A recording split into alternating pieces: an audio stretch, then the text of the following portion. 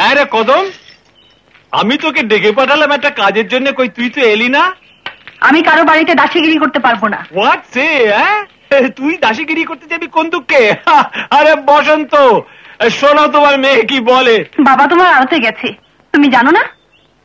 আচ্ছা ঠিক আছে, মা তো আছে। মা বাড়িতে নেই, ঘাটে গেছে জল আনতে। জল আনতে? জল? আমাকে এক গ্লাস জল দে দেখি, বড্ড তেষ্টা পেয়েছে। ছাড়ো।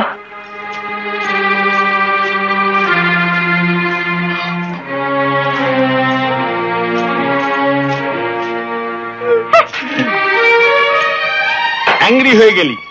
তুই রাগলে না তোকে রোজ ফ্লাওয়ার মানে গোলাপ ফুলের মতন দেখায়, কিন্তু তোর এই বিউটিফুলনেস ঘনশ্যামটা বুঝলো না।